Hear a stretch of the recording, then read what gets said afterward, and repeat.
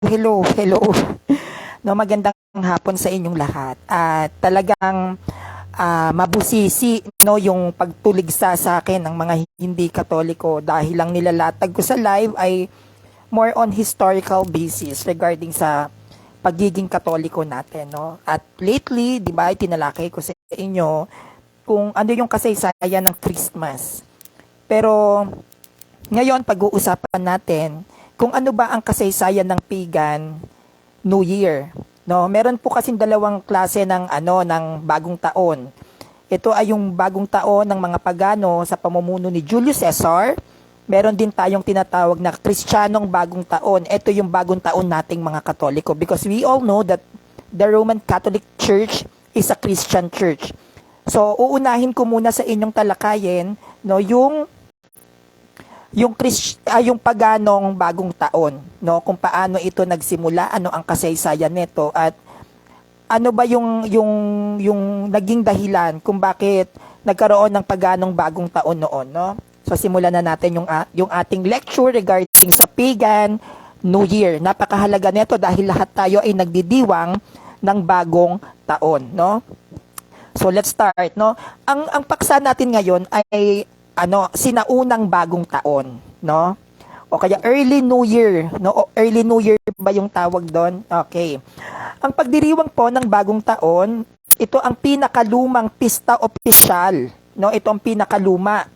Ito ay unang naobserbahan sa sinaunang Babylon, 4,000 taon na ang nakakaraan. Sa mga taon ng 2000 BC o before Christ, dito po nagsimula ang Babylonian New Year, no? Dito po nagsimula ang Babylonian New Year. At ang unang bagong taon, buwan, no? At ang Babylonian New Year, yung unang bagong buwan nila, ito ay ginaganap tong New Year nila pagkatapos na tinatawag nating vernal equinox o yung unang araw ng tagsibol. So meaning to say, yung unang bagong taon, ito ay galing sa mga Babylonian na kung saan dinadaos nila ang bagong taon sa unang araw ng tagsibol na tinatawag nating vernal equinox. Ang simula po ng tagsibol na ito o yung vernal equinox, ito ay isang oras upang magsimula ang bagong taon. No, ito na yung panahon ng bagong taon nila, no? Dahil ito ang panahon ng muling pagsilang ng mga bagong pananim at bagong sibol na mga bulaklak. Ang January 1 ay walang astronomical o agricultural na significance. Ito ay purong arbitoryo. So meaning to say, nagsimula ang bagong taon sa panahon ng mga Babylonian, 4,000 years, no, na ang nakakaraan, no, 4,000 years at ang kanilang pagdadaos ng bagong taon, ito ay tinatapat nila sa unang araw ng tagsibol o yung tinatawag nating vernal equinox. Bakit unang araw ng tagsibol? Kasi dito napapasok yung mga unang pag-usbong ng mga halaman. Unang pag-usbong ng mga bulaklak, di ba? Kaya tinawag nila itong bagong taon nila kasi ito na yung bagong pag-uusbong ng mga pananim. So ang pagdiriwang po ng Babylonian New Year ay tumatagal ng 11 araw. So yung New Year po ng mga Babylonian noon, 11 days silang nagdidiwang ng New Year nila. Ang tagal, di ba? Ang saya naman nun.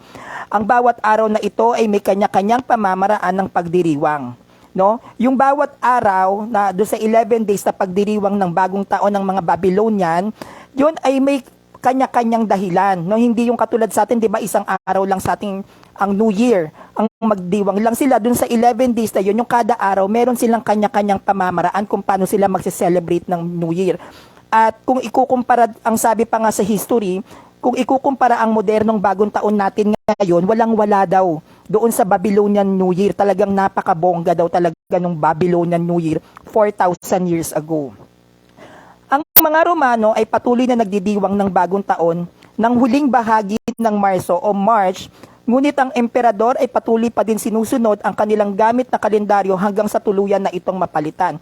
So yung mga Romano noon, tayong mga Katoliko, ang bagong taon na ipinagdiriwang natin noon, nung mga panahon na yan, ay March.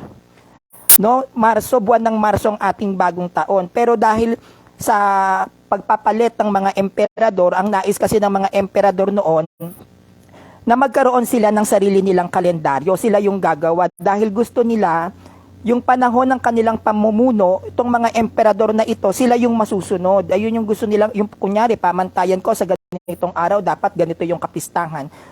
Kaya pa bago-bago, no, yung araw ng bagong taon noon. Ang mga Romano ay patuloy na nagdidiwang ng bagong taon ng huling bahagi ng Marso. Ngunit ang mga emperador ay patuloy pa din di sumusunod, no, di sinusunod ang kanilang gamit na kalendaryo hanggang tuluyan itong mapalitan. So kapag yung mga Romano noon, kapag nagpapalit sila ng Romano, hindi nila sinusunod yung naging kalendaryo nung pinalitan nila. Magpapalit sila ng mga kalendaryo. Para maitakda ng tama ang gamit ng kalendaryo doon, no, para maitama daw kung paano tayo gagamit ng kalendaryo, idiniklara ng Roman Council noong 153 BC ang January 1 bilang simula ng bagong taon. Ngunit nagpatuloy ang pagtatalo hanggang sa itinatag ni Julius Caesar noong 46 BC at ito ay kinilala bilang Julian calendar. So, dahil nga sa pabago-bago ng emperador during that time, na nagkakaroon sila ng pagtatalo-talo kung kailan ba talaga dapat ganapin yung New Year. Kasi nga hindi nga nagpapasakop yung mga emperador eh. Kumbaga, ako yung emperador ngayon, hindi ako pwedeng magpasakop sa dating emperador ko, di ba? So gagawa na naman yung mga Romano ng bagong kalendaryo, tapos magbabago na naman yung New Year. So, dahil sa pagtatalong-talo na ito, umeksena ngayon si Julius Caesar. No, umeksena yung lola mo. Ngayon, nung umeksena si Julius Caesar, noong 46 BC, no, siya ay nagpagawa ng kalendaryo. Ito ay yung tinatawag nating Julian calendar, no? Muling itinatag ni Julius Caesar ang January 1 bilang bagong taon, no? Si Julius Caesar ang nagtatag ng January 1 bilang bagong taon, ngunit upang ayusin ang araw ng kalendaryo, kinakailangan gawin ni Julius Caesar na hilahin ang mga nakaraang taon sa loob ng 445 days. So, 445 days, kinakailangan niyang maayos, no, hilahin yung mga araw para magawa siya ng Julian calendar. No? Yung Julian calendar, it was inspired by Julius Caesar. Isa po siyang paganong emperador. Ang pananaw ng Roman Catholic Church sa mga pagdiriwang ng bagong taon, bagamat noong mga 1st century AD, ang mga Romano ay nagpatuloy sa pagdiriwang ng bagong taon, na kinondena ng Roman Catholic Church ang bagong taon bilang tradisyon ng mga paganismo. So, yung nawala na si Julius Caesar, namatay na, nagpatuloy pa rin ang pagdadaos at pagdiriwang ng bagong taon ng January 1. Kasi 'di ba usually ang mga emperador nagpapalit sila ng kalendaryo. Pero dahil sa sobrang kapangyarihan ni Julius Caesar during that time, yung pagdiriwang at pagdadaos ng mga Romanong pagano ng bagong taon sa January 1, ito ay nagpatuloy. At nung namatay si Julius Caesar, ito ay tinutulan ng simbahang Katolika. No? Tinutulan siya, hindi pumayag. Dahil itong tradisyon ng January 1 na pagdiriwang ng bagong taon ay tradisyon ng paganismo. So yung bagong taon ng January 1, kasabay ng pagbabagong taon natin, merong bagong taon na January 1 din kay Julius Caesar, which is pagan. No? So meron din tayo, ang January 1 na New Year natin ay Catholic tradition. So meaning to say, tradisyon ng Kristiyano ang pagdiriwang natin ng bagong taon dahil meron tayo unang-una na kapistahan. Ito yung Maternity of Virgin Mary, di ba? January 1 is the feast day of the Blessed Virgin Mary sa maternity niya. Tapos, bukod doon, dahil Gregorian calendar ang gamit natin, ito ay ginawa ng Roman Catholic Church inspired by Pope Gregory XIII. Si Pope Gregory XIII ang nag-decide, no, na magtatapos ang isang taon pagpasok ng January 1. So dalawa po yung dahilan kung bakit tayo nagdadaos. Unlike naman kay Julius Caesar, ang January 1 nagdadaos sila ng bagong taon dahil ang gamit nila ay Julian calendar. So always remember guys, nagkaroon tayo ng Gregorian calendar because kinokondemn ng simbahan ang Julian calendar because that is a pagan calendar. While the Gregorian calendar, that is a Christian calendar inspired by Saint Gregory XIII. So meaning to say, ang January 1 natin, na ang gamit natin ay Gregorian calendar, this is a Christian New Year. Unlike sa January 1 ni Julius Caesar, na ang gamit naman nila ay Julian calendar, which is the pagan calendar. Ang New Year naman nila ay pagan New Year. So magkaiba. Just like Christmas, 'di ba? Katgaya ng Pasko, ika-clarify ko, Christmas ng Roman Catholic Church is different to the pagan festivals, no? Kagaya ng winter solstice. So that is very, very different, no? Hindi pwede na ang Christmas ay maging pagan practices, pagan festival, because during the time of paganism, ang winter solstice ng December 25, wala silang Kristo. Unlike the Catholic Church, meron tayong Christ. 'Di ba? We celebrated Christmas because Jesus Christ was born. Unlike doon sa pagan practices na winter solstice, they celebrated their pagan festivals by worshiping the god named Sol Invictus, no? The unconquered sun, no? And then after that, yung sineselebrate pa nila during the time of Christmas, yan yung nagsasayaw sila ng mga kung ano-ano na para sa kanilang Diyos-Diyosan. So hindi po pwede na maging pagan ang Christmas Day natin at i-compare ito sa pagan practices. Dahil unang-una, remember this, my fellow Catholics, Christmas Day and Christmas time, December 25, ang una pong gumamit niyan ay ang Roman Catholic Church. So, hindi tayo pwedeng sabihin na paganismo ang Pasko ng Simbahang Katolika kung tayo yung nauna. 'Di ba?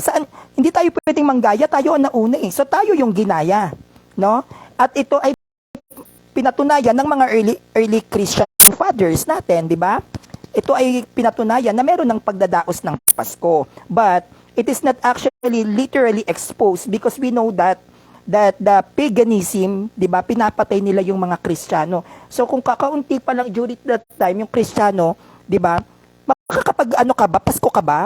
Mga nangaruling ka kasi ang sabi nila, ang mga alagad ba na Masko, ang mga alagad ba nag-celebrate ng Christmas? Well, the question is, may month na ba ng January to December ang kapanahunan ni Maria? May month na ba ng January to December ang kapanahunan ng mga alagad? No. Nagkaroon tayo ng January to December because of the Gregorian calendar, no?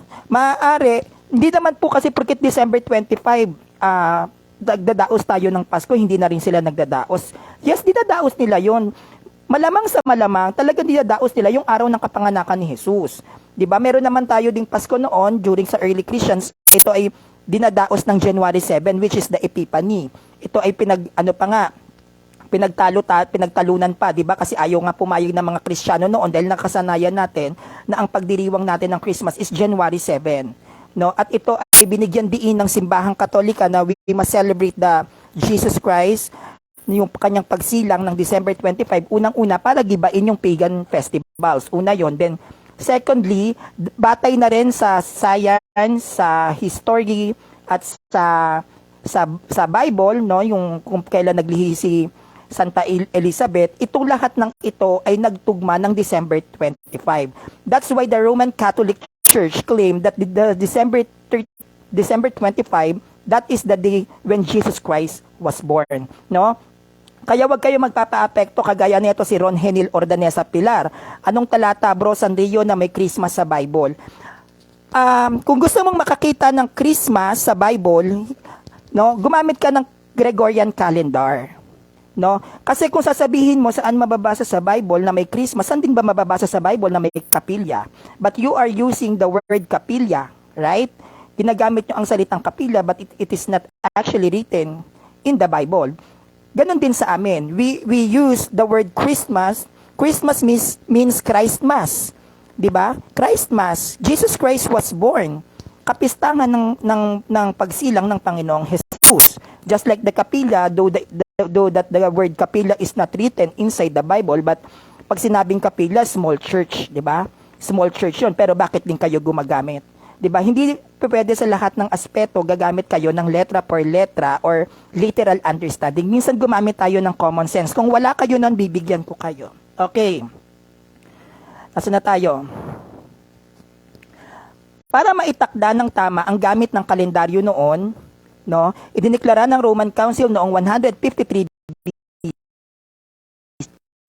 Ulitin, para maitakda ang taon, para maitakda ng tama ang gamit ng kalendar noon, No, ang Roman Council ay nagdara noong 153 BC na ang January 1, no? Ito ay simula ng bagong taon. Ngunit nagpatuloy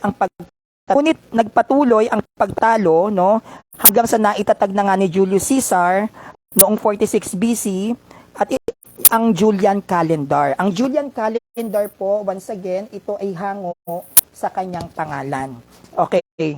Ngayon, nung naitatag na ni Julius Caesar ang January 1 bilang bagong taon, no, ang nung naitatag yan na, tapos nagtangka na si Julius Caesar na ayusin ang Julian calendar o yung kalendaryo, si Julius Caesar ay kinakailangang i-connect yung mga yung mga araw na papalitan niya. No, bago kasi magkaroon ng Julian calendar, may existed na kalendaryo pa. So, kinakailangan ni Julius Caesar na gawin na hilahin ang mga nakaraang taon. Ipag-connect niya sa loob ng 445 days. Ang pananaw po ng Roman Catholic Church sa pagdiriwang ng New Year o ng bagong taon, bagamat noong mga 1st century AD, ang mga Romano ay nagpatuloy sa pagdiriwang ng bagong taon. Ito yung mga pagano, nagpatuloy yung pagdiriwang nila ng January 1 under ng Julius Caesar na batas, no? And then, at ito ay maigting na tinutulan ng simbahang Katolika dahil itong January 1 ay pinagdiriwang ng mga Romano noon ay paganismo o pagano. Ngunit nung lumaganap at lumaki na ang bilang ng Kristyanismo, ang Roman Catholic Church po ang nagpasimulang magkaroon ng sariling pagdiriwang ng bagong taon sa pangrelihiyon. Pasabay ng marami sa mga paganong pagdiriwang, ang bagong taon ay pinagdiriwang pa rin bilang kapistahan. Ang bagong taon ay ipinagdiriwang bilang kapistahan ng pagtutuli ni Kristo ng ilan sa mga denominasyon.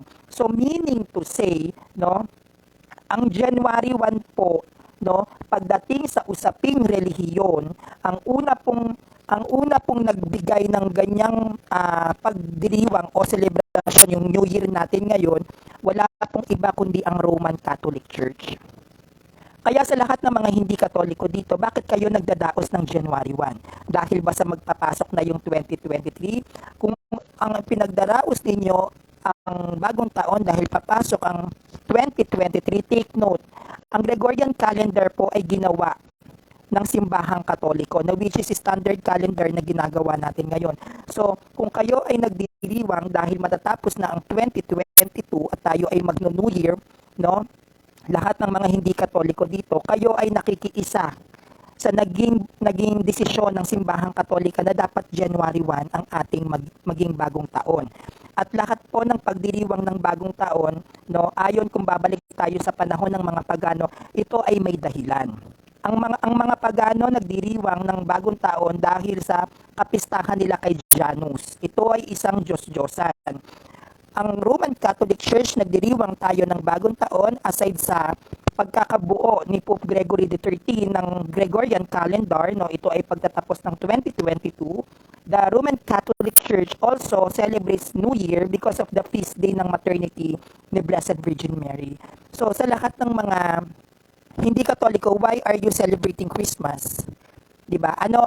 Kailan kayo nagsimula na mag-celebrate why are you celebrating New Year? Kailan kayo nagsimulang mag-celebrate ng New Year? Anong taon? Bakit kayo nagdidiwang ng New Year? Ano yung ginagamit ninyong dahilan? Yung calendar ba?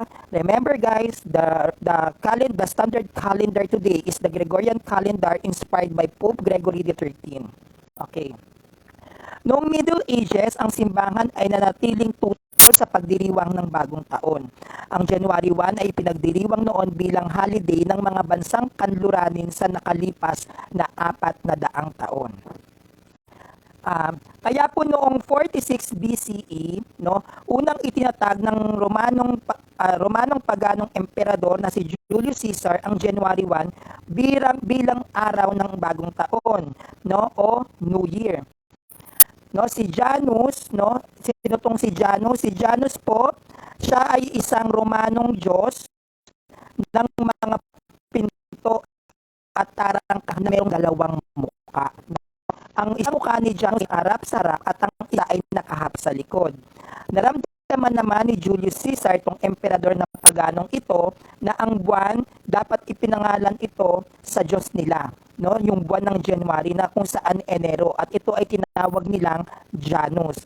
At ito sa paniniwala ng panahon ni Julius Caesar, ito ang magiging tamang pintuan para sa kanilang bagong taon. So etong si Janus na ipinangalan ni Julius Caesar ang January dahil dito papasok ang kanilang bagong taon. Si Janus ay isang Diyos-Diyosa na may dalawang mukha. Meron sa likod, meron sa harap. Tapos, ang simbolismo ni Janus sa kanila, kaya sila nagdidiwang ng New Year, ito yung magiging pintuan. No, yung pagpasok ng bagong taon, kumbaga ito yung unang pagpasok ng bagong taon nila na magbibigay sa kanila ng magandang buong isang taon. No, itong Diyos-Diyosa nilang ito. Okay. Ipinagdidiwang po ni Julius Caesar ang January 1 ng bagong taon sa pamamagitan ng marahas na paglilibot at marahas na pag-uutos sa mga revolusyonaryong pwersa ng mga Hudyo sa Galilea. Ayon sa mga nakasaksi, umagos ang dugo sa lansangan. Sa mga sumunod na taon, ipinagdiwang ng mga Romanong pagano ang bagong taon sa pamamagitan ng pagsasagawa ng mga lasingang pagsasaya. So naglalasingan sila to death, no?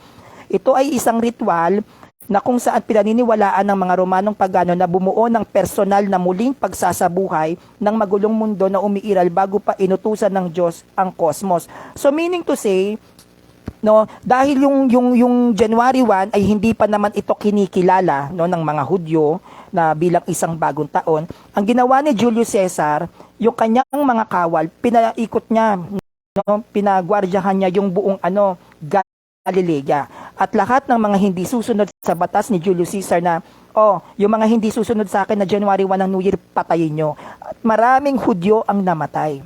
Maraming Hudyo ang pinapatay ni Julius Caesar during that time doon sa Galilea. Kasi marami ring Hudyo ang hindi sumunod sa kanyang utos. At lahat ng mga hindi sumunod sa kanyang utos, papatayin.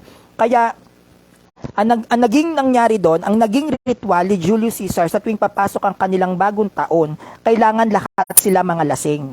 Lasingan, siguro inuman to death, party, no? Dahil ito ay paniniwala nila na sinasabuhay nito, no, ang kaligayahan ng mga nasasakupan ni Julius Caesar. Magiging masaya sila sa pagpasok ng bagong taon. Di ba kapag nagiinuman tayo tapos lasing-lasing ka dyan kasama mo barkada mo, di ba ang saya? Kumbaga, sinasalubong nila yung pagpasok ng bagong taon, which is January 1 nung panahon ni Julius Caesar, ng mga lasingan at party talaga para daw maging maganda ang daloy ng buong panahon ng isang taon, no?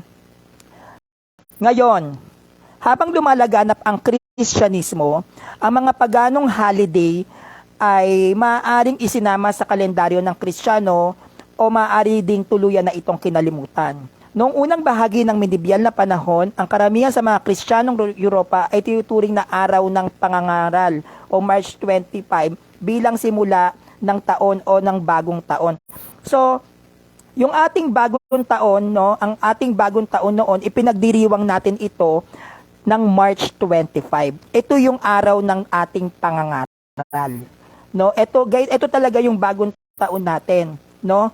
At hindi matukoy kung ang pagdiriwang ba ng bagong taon ng mga pagano ay isinama ba o inadapt din ng kalendaryo natin o hindi. Walang nakakatukoy. Pero ang bagong taon natin ay hindi talaga January 1. Kasi yung January 1 during that time, pagan New Year yun, no? Kaya March 25 talaga yung ating bagong taon noon. At para mapuksa, no, yung paganong bagong taon ni Julius Caesar, ang ginawa ni Pope Gregory XIII, tinapatan. Tayo ay nagdiwang ng January 1, Christian New Year. Kaya yung mga nagdadaos ng bagong taon ng January 1 at sila'y mga Kristiyano, yan ay bagong taon ng mga Katoliko. Hindi po yan bagong taon ng mga Protestante. So even the New Year that we celebrated, it was inspired by the Roman Catholic Church. Ayon sa katuruan ng Katoliko, ang Annunciation Day, ito ay paggunita ng pag-anunsyo ng Anghel Gabriel kay Maria na siya ay lililiman ng Diyos at maglilihi ng isang sanggol na lalaki at tatawaging Jesus. Matapos maging hari, no? After maging hari, after maging hari ng Inglaterra na si William the Conqueror, also known as William the Bastard or William of Normandy, noong December 25th, 1066, ipinag-utos nito ni William the Conqueror na ipinag-utos niya na bumalik ang mga Ingles sa petsang itinatawag ng mga Romano. Itinatag ng mga Romano, ito yung January 1. Kasi maraming nag-alisan eh. 'Di ba? Maraming nag-alisan doon sa bansang Inglaterra during that time. Ngayon, ang ginawa nito ni Haring William, pinatawag niya yung mga Ingles, no, na bumalik sa petsa ng ginaganap na bagong taon ng mga Pagano, yung January 1. At tiniyak ni William the Conqueror na ang hakbang na ito ay nagpapakita ng paggunita sa araw ng pagsilang ni Jesus o December 25, kasabay ng koronasyon ni William the Conqueror at ang paggunita ng pagtutuli ni Jesus January 1 o ang pagsisimula ng bagong taon. So yung pinatawag ni William the Conqueror, yung mga mamamayan na tumalikod ng January 1 bilang New Year, isinabay niya daw dito yung pagpapahayag niya ng kanyang koronasyon bilang isang hari. Tapos yung araw ng Kapaskuhan, December 25, ipinaliwanag niya kasama yung bagong taon na sumisimbolo ng pagtutuli naman ni Kristo, no? Dahil dito ang mga Ingles at ang Kristiyanong kalendaryo kasabay ng koronasyon ni William ay nagkaisa, no? Hindi nagtagal, ang pahayag ni William the Conqueror ay hindi sinunod ng mga Ingles sa England at ang England ay muling nakaisa sa lahat ng mga Kristiyano sa pagdiriwang ng bagong taon sa araw ng March 25.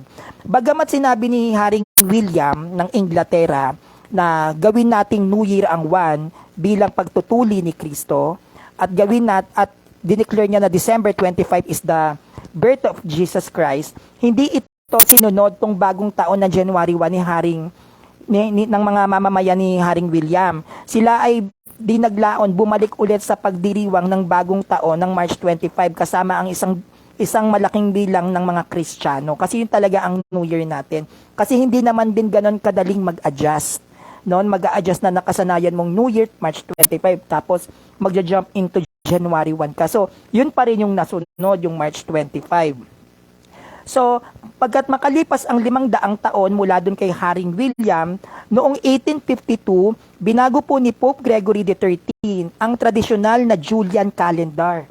No, so yung Julian calendar, yung pagan calendar na ito, yan ay binago ni Pope Gregory XIII. Sa pagtatapos naman at sa pagtatapos ng Julian calendar na inspired by Julius Caesar, ang solar year ay binubuo ng 365.25 na araw at ang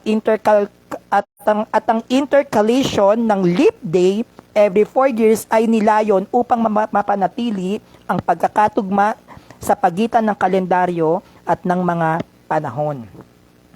Nagkaroon ng malaking pagkakamali ang sikat na ginagamit noon na Julian calendar. Nagkamali siya. Ang solar year ay may aktual na 365 days, 5 hours, 48 minutes, and 46 seconds ayon po sa kalkulasyon ni Pope Gregory XIII.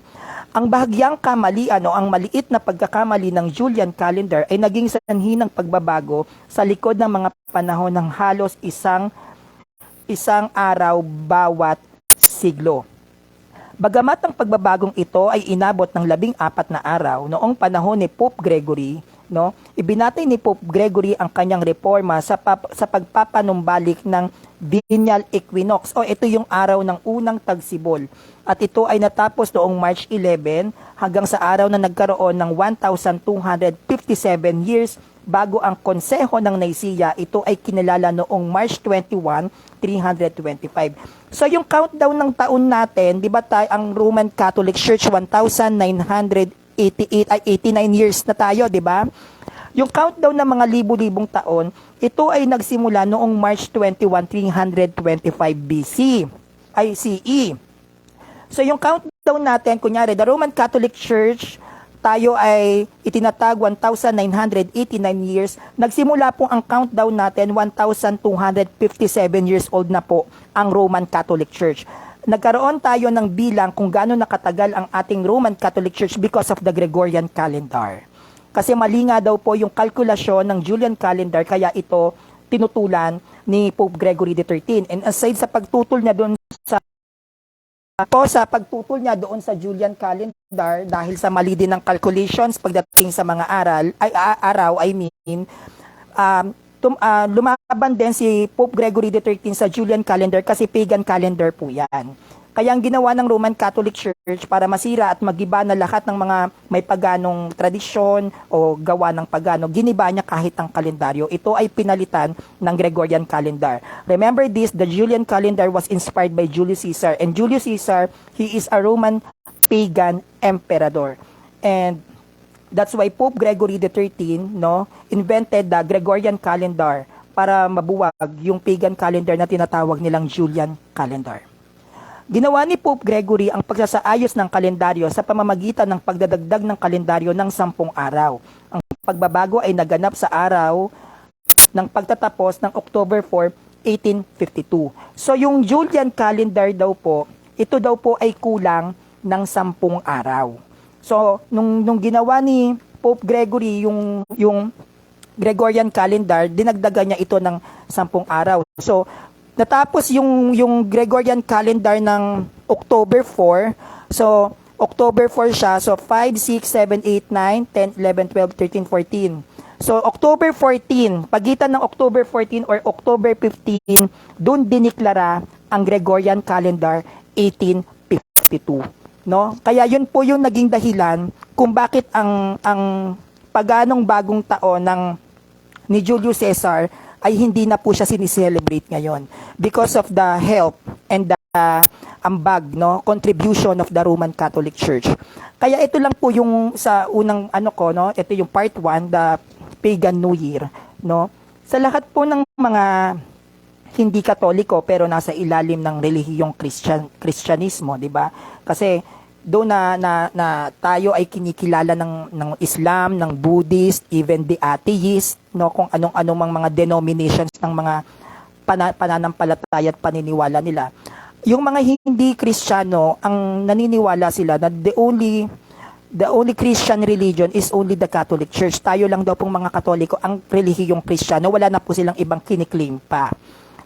Ngayon, itong the celebration of New Year, which is the January 1, ito ay dahil sa Roman Catholic Church. The question is for the Protestants.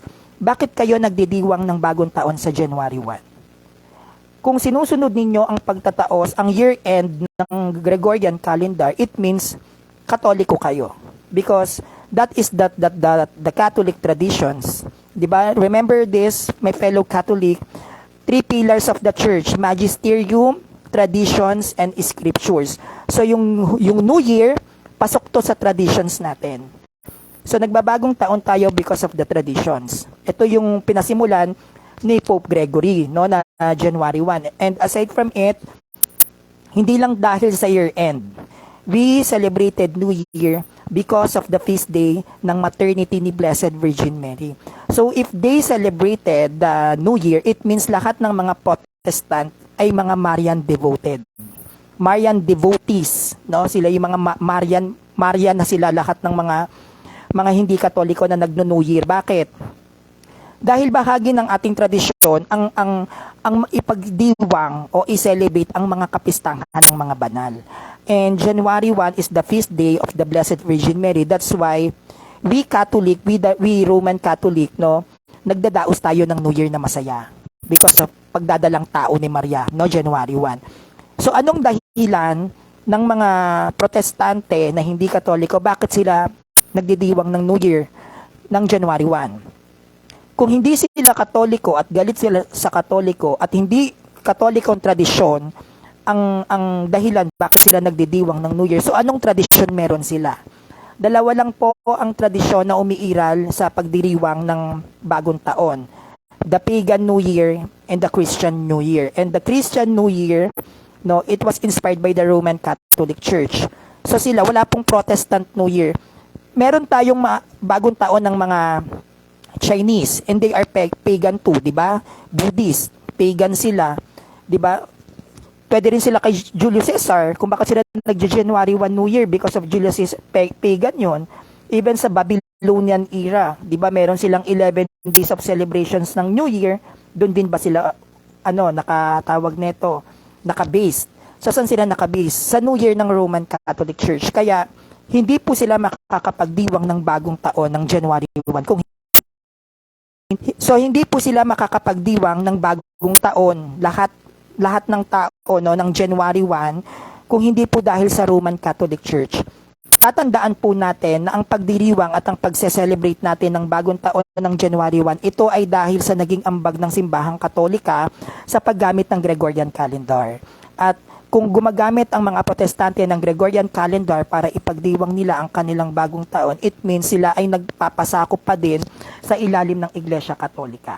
Kaya malaki po dapat ang ipagpasalamat nila ng mga protestanteng ito, dahil kung hindi dahil kay Pope Gregory XIII sa ilalim ng Roman Catholic Church, wala po sana silang January, February hanggang December na buwan.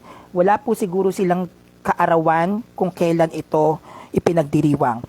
At sa mga umuusig at tumutulig sa Pasko, ito lang din yung iiwan kong tanong sa inyo.